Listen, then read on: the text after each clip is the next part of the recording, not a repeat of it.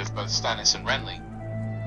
Letter 1. To King Stannis Baratheon. To Lord Stannis of House Baratheon, rightful King of the Andals, the Rhoynar, and the First Men, my lord, I write to you not as an enemy, but as the son of Eddard Stark, a man who gave his life in King's Landing, defending your lawful right to the Iron Throne.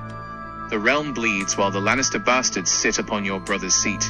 We share a common foe, and justice demands that the blood of Lord Eddard and King Robert be answered with iron and fire. Yet, if our forces remain divided, Tywin Lannister will crush us piecemeal. I offer you a grand alliance to sweep the usurper from the Iron Throne and restore legal order to the Seven Kingdoms. 1. Your sovereign crown, the North, recognizes your legal claim under the laws of Westeros. You shall sit the Iron Throne as King of the Seven Kingdoms. 2. The line of succession. Lord Renly shall set aside his own royal claim, bend the knee to you, and be formally named your lawful heir until the end of your days. Upon your passing, the crown shall transition peacefully to King Renly I. 3. Royal betrothals. To bind our houses in blood and honor, my brother Jon Stark shall be betrothed to your daughter, Lady Shireen Baratheon. Furthermore, Lord Renly shall marry my sister, Lady Sansa Stark. 4. Northern sovereignty. In exchange for the blood, gold, and swords the North and Riverlands bring to your war, the North and the Trident shall remain sovereign, independent realms in perpetual friendship with the Iron Throne. You are a man of uncompromising law, Lord Stannis. The unified host of the North, the Riverlands, the Stormlands, and the Reach will end this war in a single month. Send your terms, and let us ride on King's Landing together. Written at River Run, Robb Stark, King in the North and of the Trident. Letter 2. To Lord Renly Baratheon. To Lord Renly of House Baratheon, Lord of Storm's End and Highgarden. My lord, we both know that the true enemy of Westeros sits on the Iron Throne, protected by Lannister gold and deceit. You have gathered the grandest host the South has seen in a generation, yet a war fought on two fronts against both your brother and House Lannister will leave the realm in ruins. I propose a pact that guarantees you the crown without shedding a drop of Baratheon blood in a brother war. 1. The crown and the succession. Recognize Stannis' legal right to sit the Iron Throne first. In return, Stannis shall formally decree you as his lawful heir. Given his age and lack of true-born sons, the Iron Throne is guaranteed to be yours, legally, peacefully, and with the undisputed backing of the entire realm. 2. The Stark Alliance. You shall take my sister, Lady Sansa Stark, as your wife and queen-in-waiting. Through this union, the strength of the North, the Riverlands, the Reach, and the Stormlands shall stand behind your future reign. 3. Family bonds. Lady Shireen Baratheon shall be betrothed to my brother Jon Stark. In the next generation, our houses shall be forever joined when your firstborn daughter is wed to Jon and Shireen's firstborn son. 4. Peace with the North. You shall recognize the independence of the North and the Riverlands, establishing an enduring alliance of trade and brotherhood between our realms. You have the charm, the wealth, and the love of the people, Renly.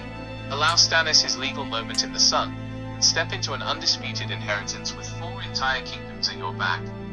Written at River Run, Robb Stark, King. Letter 1. Renly's response. To Robb Stark, King in the North and of the Trident. My dear Robb, you speak like a true king, bold, visionary, and eager to spare the blood of brave men. Your desire to pull the Lannister claws from the realm is a passion we share, and your sister Sansa would indeed make a radiant figure at any court. Yet, you ask me to step behind my brother Stannis, a man whom neither the Lords of the Reach nor the small folk of King's Landing could ever love. A crown is not merely a legal parchment to be inherited. It is a weight that requires a gentle touch, a lavish court, and the full, unyielding coffers of the Reach. My alliance with Highgarden, and my sworn pledge to Lord Mace Tyrell and his daughter, Marjorie, is already forged in iron and golden roses. The Reach will settle for nothing less than Marjorie sitting as queen upon the Iron Throne at my side. I do not dismiss your counsel, young king. There is wisdom in binding our houses, and I hold no love for Lannister gold. But if Stannis wishes to wear a crown, he may wear one as my hand or as Lord of Dragonstone, while the realm thrives under a brighter spring. Hold your host at River Run. Do not march east just yet. Send your uncle Edmure or your mother Lady Catelyn to my camp beneath the walls of Bitterbridge. Let us drink Lord Mace's arbor gold, look one another in the eye, and draft a pact that gives us all what we truly deserve. Given under my hand at the great camp at Bitterbridge, Renly Baratheon, King of the Seven Kingdoms. Letter 2. Stannis' response. To Robb Stark, Lord of Winterfell, I do not negotiate the laws of the realm with children, nor do I barter away the crown of the first men to those who play at kingship. Your father, Eddard Stark, was an honorable man. He died because he knew the law. I am Robert's sole lawful heir. He did not ask for a bargain. He did not demand that the Riverlands be carved out of my kingdom like a slice of roast capon. He simply did his duty. It saddens me to see his son display so little of his character. You ask me to name my traitor brother Renly as my heir, a boy who wears a crown of gilded peaches and thinks himself a king because fair weather lords smile at his feast table. I will not make a thief my successor, nor will I buy my own rightful seat with pieces of my realm.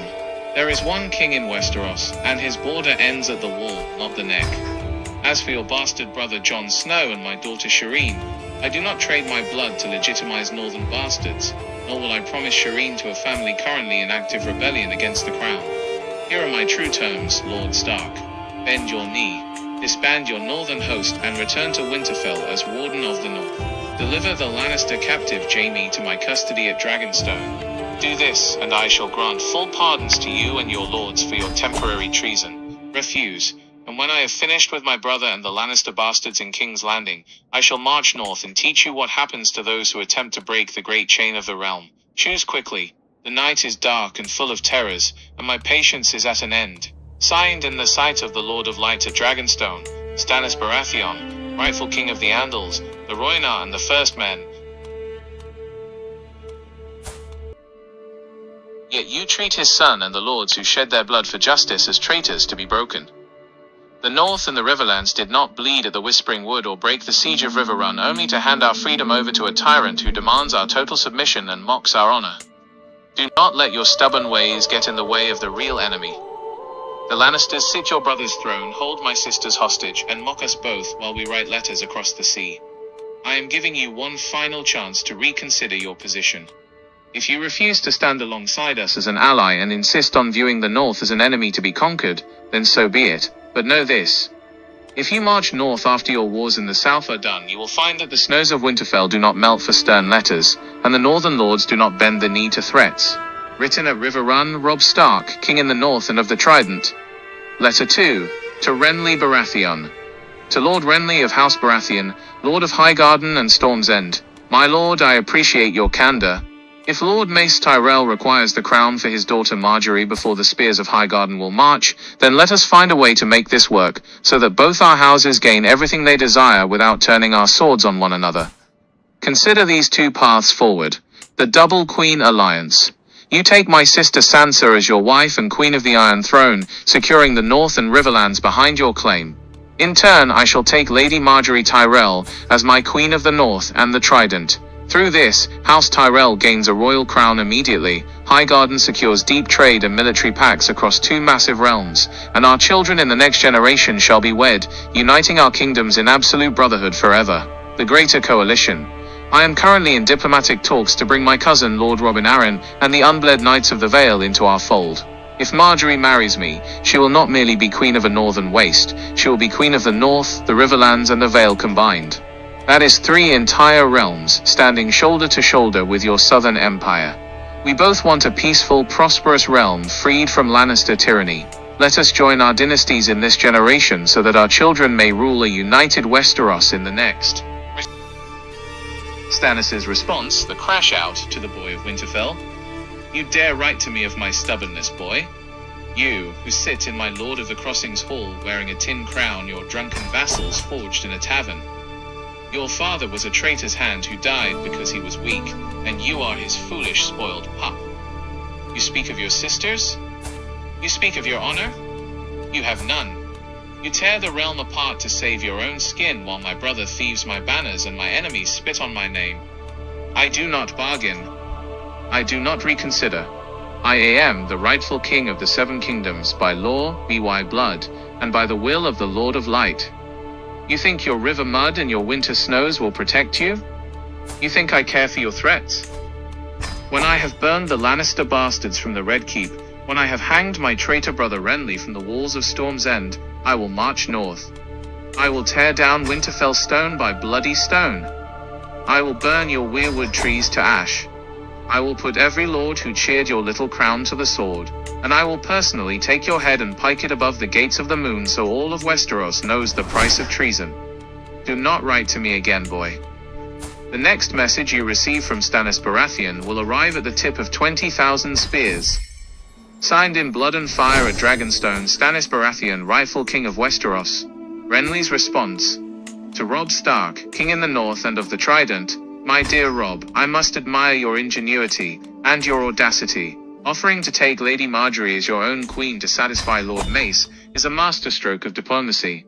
I brought your letter directly to Lord Tyrell over wine last night.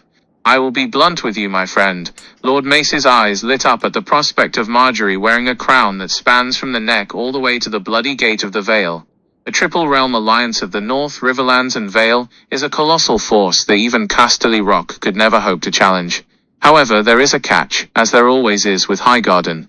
Lord Mace is a man obsessed with the Iron Throne itself. He wants his blood sitting in King's Landing, not Winterfell. Furthermore, my own lords are hesitant to let Sansa take precedence over a Tyrell in the south, but we are too close to a grand alliance to let this chance slip away. Here is our counter-proposal from the Great Camp. The royal double wedding, Margaery Tyrell shall marry me and sit as queen on the Iron Throne in King's Landing, fulfilling Lord Mace's ambition. In return, my brother-in-law, Sir Loras Tyrell's sister-cousin line, or Lady Sansa Stark, shall be wed directly to you, King Robb. Alternatively, Sansa and Renly. If you insist that Sansa must be queen in King's Landing, Lord nearly wept with joy over his morning wine. The Knight of Flowers marrying Lady Sansa Stark. It is a match made for the songs. Sansa gets the most chivalrous knight in the Seven Kingdoms, and House Tyrell secures a direct blood alliance with the king in the north. Lord Mace is thoroughly delighted. By marrying Loras to Sansa, Highgarden's future is tied directly to Winterfell, leaving Margaery free to marry me and sit the Iron Throne in King's Landing. Everyone gets what they desire.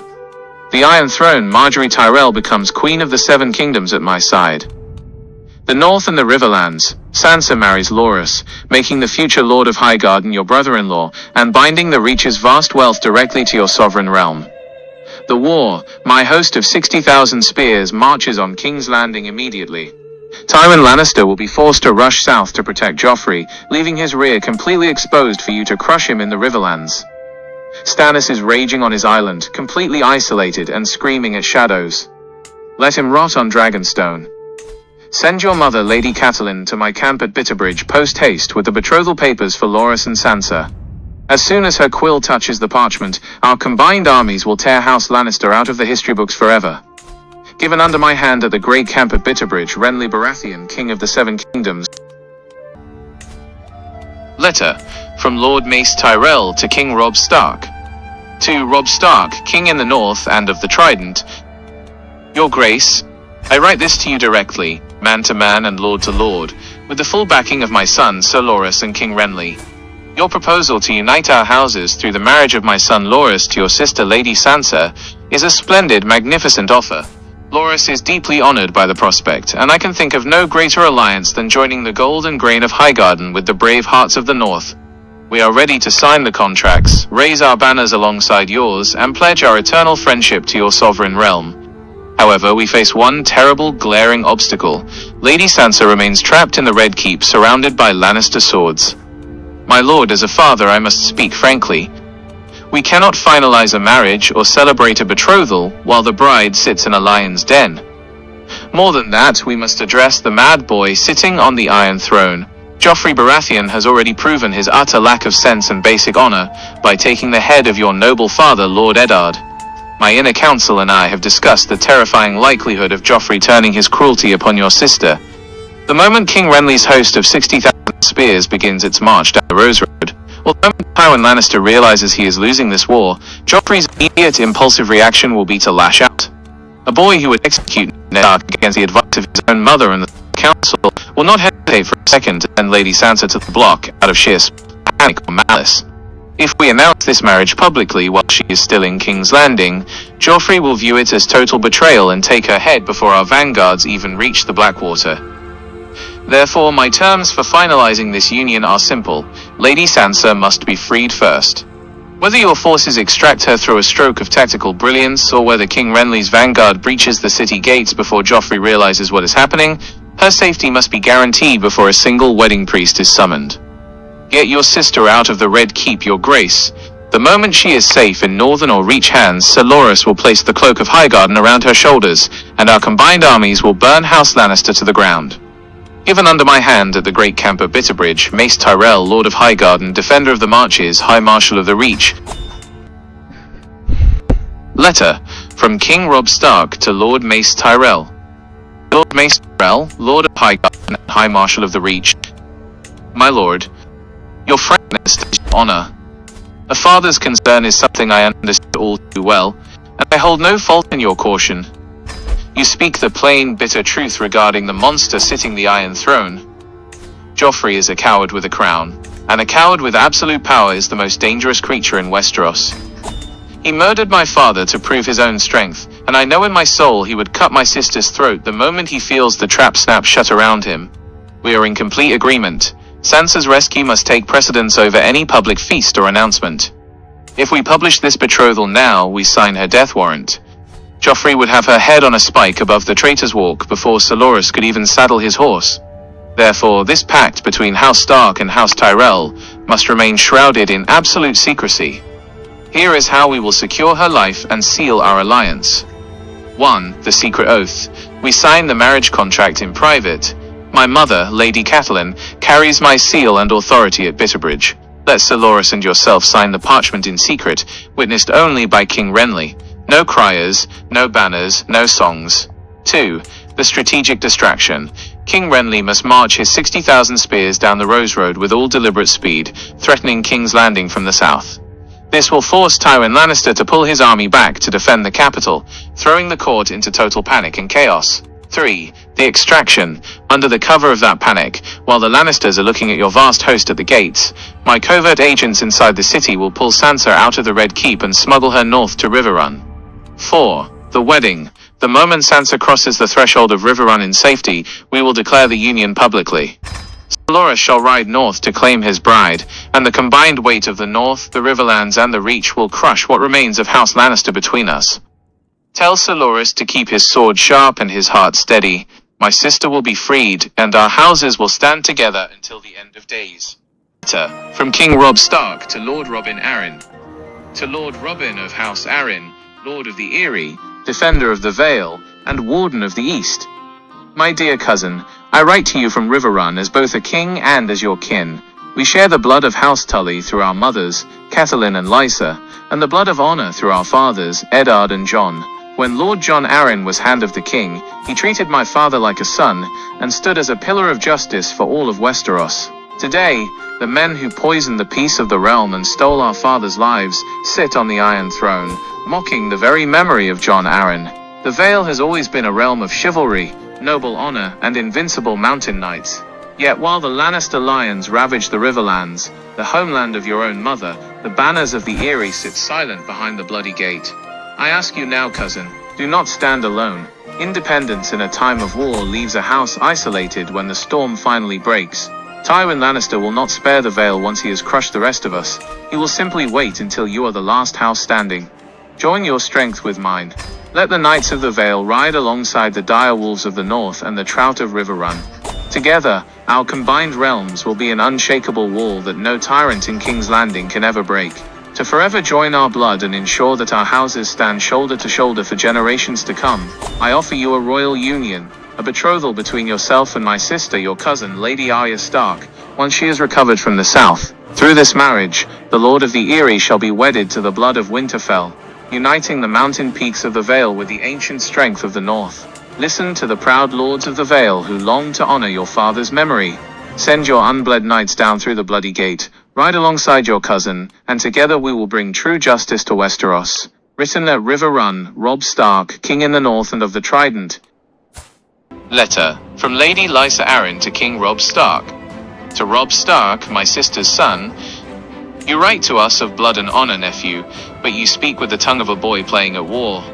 You ask me to send my sweet Robin's knights down from the mountains to bleed in your river mud, just as your father bled in the south. I watched Jon Arryn die in that putrid city of King's Landing. I know what the south does to good men, and I will not let them take my boy too. The Vale is safe. The Eyrie is impenetrable. No Lannister lion or Baratheon stag can climb these rocks, and as long as the Bloody Gate remains shut, my Robin sleeps peacefully in his bed. I have no interest in your war, nephew. None at all. Yet. I am not blind to the world outside our mountains. My sister Cataline's blood runs in your veins, and the thought of our houses being bound together forever, of my precious Robin being anchored to an alliance that truly protects him, is the only thing that keeps me from throwing your letter out the high hall window. If you want the Knights of the Vale, these are my absolute, unbroken terms. 1. The marriage is absolute. Robin must marry Arya. Not a betrothal that can be tossed aside when the war is over, but a sacred binding pact. Robin needs a wife who will be devoted to the Vale, and House Stark's blood will serve his line. Without this union, the Bloody Gate stays barred forever. 2. Total guarantee of safety. You and your allies, this Renly boy and the Tyrells, must sign formal oaths guaranteeing that no army under your command will ever set foot in the Vale, nor demand provisions, gold, or garrison rights from my lords. The Vale remains sovereign and untouched. 3. We ride late and only late. The Vale will not be your frontline shield. My mountain knights will not march now, nor will they take part in your early bloodletting. We will reserve our total strength, unbled and fresh, behind the Bloody Gate.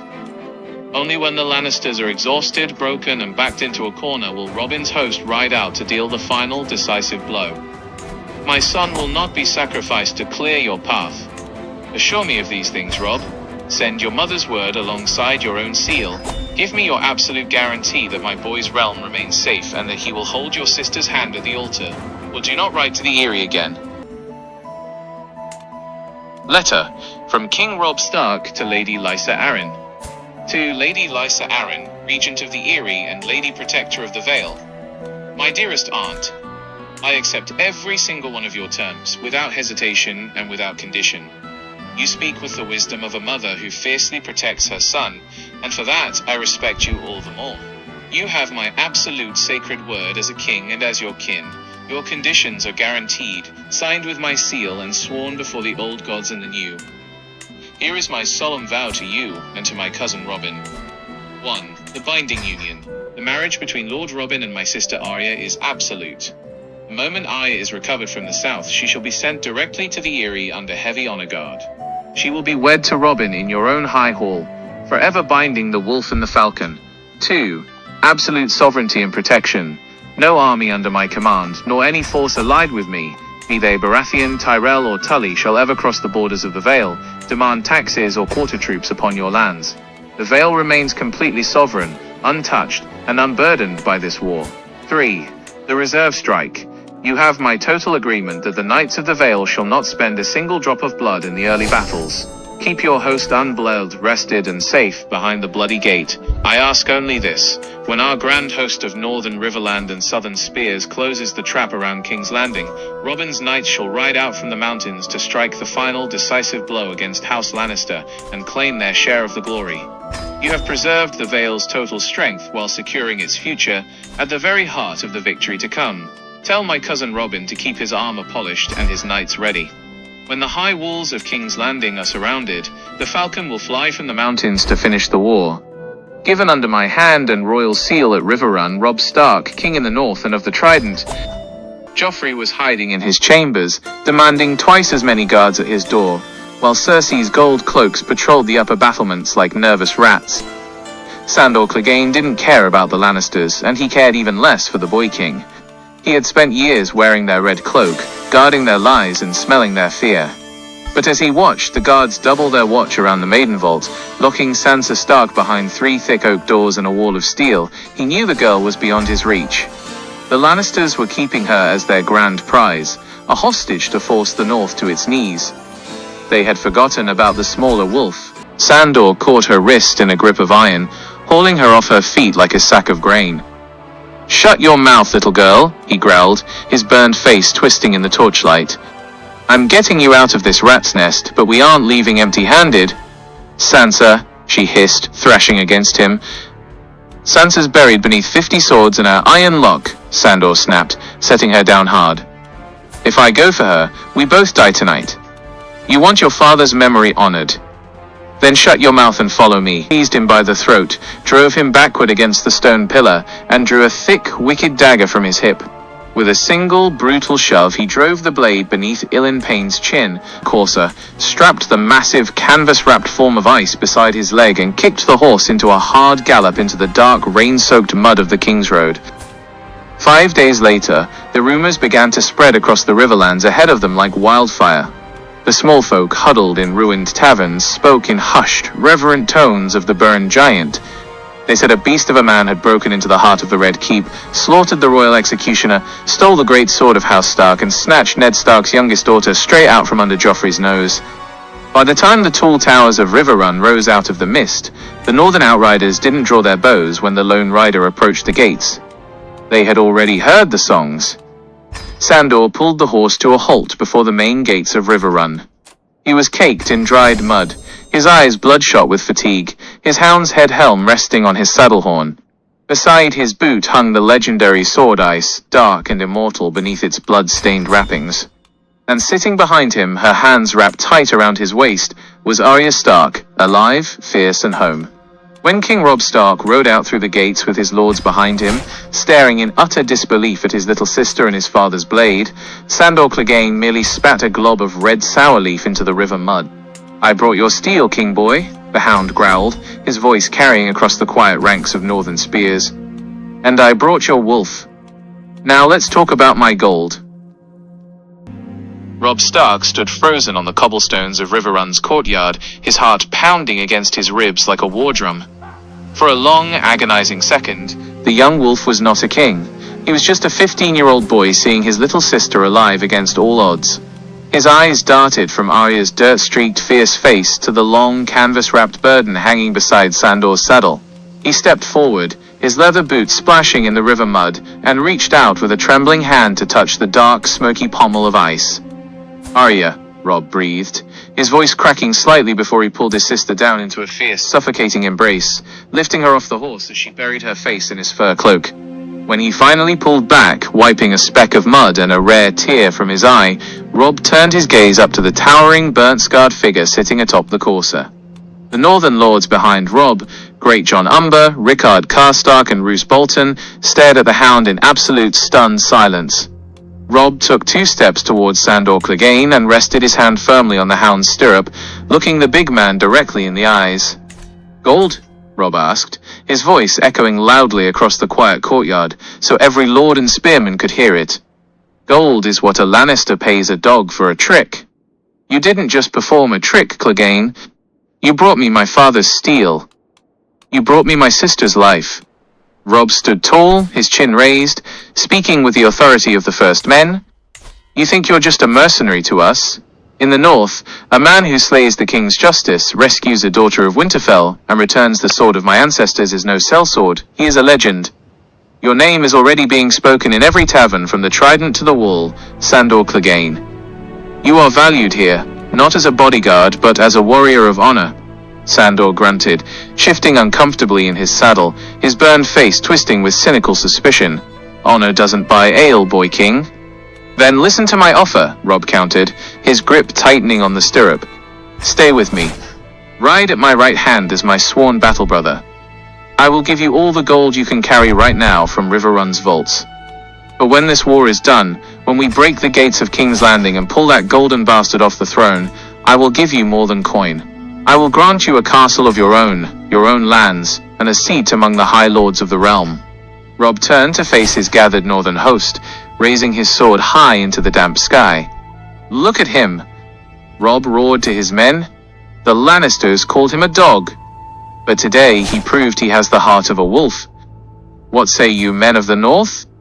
A deafening roar erupted from the northern ranks. Great John Umber slammed his massive fist against his breastplate, cheering the Hound's name while Karstark men banged their spears against their shields. Robb turned back to Sandor, extending his right hand up toward the giant rider. "The south gave you scars and a leash, Clegane.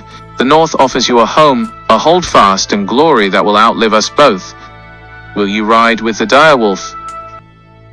Sandor stared down at the young king's extended hand, his mouth twisting into a dark, crooked sneer. He let out a rasping bark of a laugh. cold and sharp enough to quiet the cheering northern lords. He didn't take Robb's hand. Instead, he leaned forward over his horse's neck, his yellowing eyes locking onto the boy kings with absolute terrifying intensity.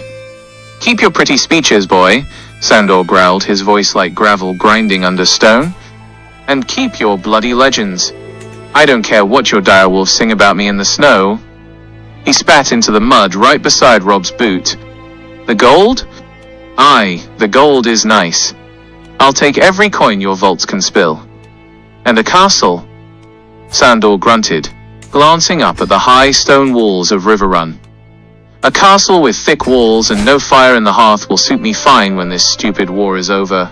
He reached down, his massive steel-clad fist wrapping around the canvas-wrapped hilt of ice, lifting the greatsword just enough for the Valyrian steel to gleam in the grey river light.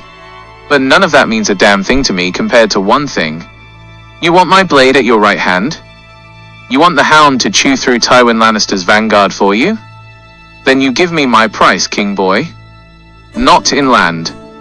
Not in titles." Sandor leaned in closer, his burned, ruined cheek twitching as his voice dropped to a low, lethal purr that sent a chill through the nearest guards. "When we break their lines, when we reach Casterly Rock or King's Landing, the mountain belongs to me. Gregor is mine. Nobody touches him, nobody shoots an arrow into his back, nobody robs me of his blood. You put me face to face with my brother in single combat. You let me look into his dead eyes, tear his bloody head off his shoulders with my bare hands, and watch him choke on his own gore." He held Robb's gaze, unblinking, his hands still resting heavily on his father's stolen sword. "You promise me Gregor Clegane's head, Robb Stark, and I will stand by your side until the world burns to ash. Do we have a deal?"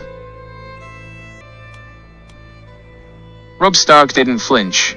He looked past the burnt, twisted ruin of Sandor's face, straight into the raw, unadulterated fury in the big man's eyes, and slowly nodded. "Done," Robb said, his voice ringing with absolute, unyielding authority. He reached up, bypassing Sandor's hesitation, and clamped his hand firmly around the Hound's steel-plated forearm in a true warrior's grip. "Gregor Clegane is yours. I give you my sacred word as king in the north, by the old gods and the new. When the day comes, no northern spear will touch him, no archer will loose an arrow, and no lord will stand between you and your vengeance. The mountain belongs to you alone, Sandor. You will tear his head from his shoulders, and all of Westeros will watch." Robb turned to Great John Umber and Lord Karstark, his eyes blazing with cold determination. "You hear that, my lords? Pass the word to every captain, every outrider, and every knight in our host. Sir Gregor Clegane is named the personal quarry of Sandor Clegane. Anyone who robs him of his kill answers to me." The Great John let out a booming laugh, pounding his chest with a fist like a warhammer. "By the gods, I'd pay 20 golden dragons just to watch that fight. Let the Hound chew the mountain to splinters."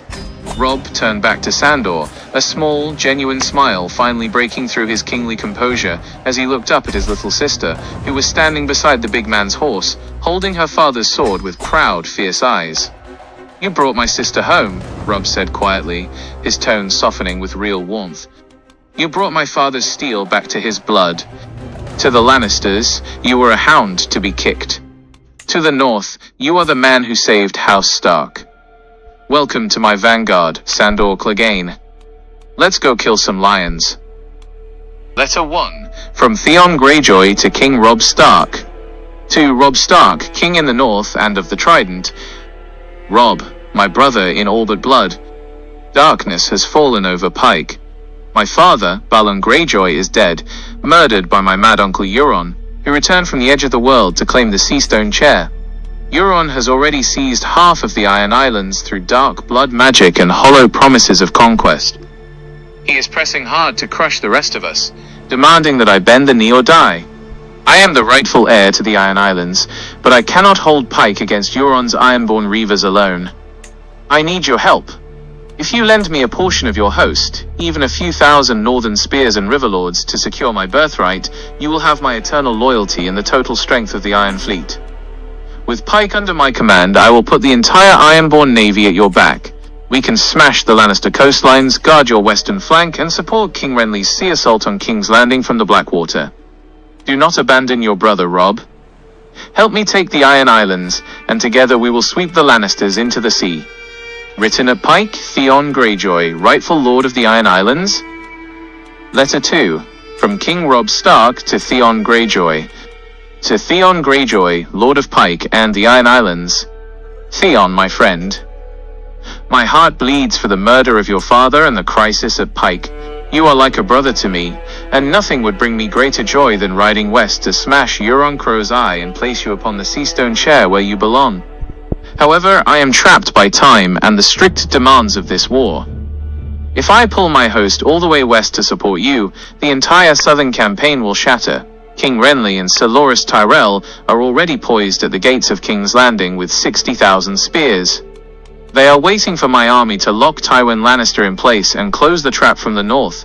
If I delay or divert my forces to the Iron Islands, Renly will be forced to stall, and Stannis Baratheon, who sits sulking on Dragonstone like a hungry hawk, will strike the capital or fall upon our flanks while we are divided. If King's Landing does not fall quickly, House Lannister will have time to breathe, regroup, and destroy us one by one. I cannot risk the entire realm on a westwards march right now. Here is what I can offer you. 1. Hold Pike and gather the faithful. Hold whatever strongholds you can, Theon. Rally the houses loyal to your father's memory and force Euron into a stalemate. 2. The Riverland Reserve. I am sending word to Lord Edmure Tully at Riverrun to supply you with arms, provisions, and a small detachment of rivermen to bolster your defenses. 3. The Final Strike. The moment King's Landing falls and Joffrey is pulled off the throne, I will march the full weight of the North, the Riverlands, and the Reach straight to Pike. We will burn Euron's fleet to cinders, and crown you Lord of the Iron Islands before the year is out. Stay alive, Theon. Keep your shield up and hold fast. Your time is coming, but we must take King's Landing first. Written at Riverrun, Robb Stark, King in the North and of the Trident.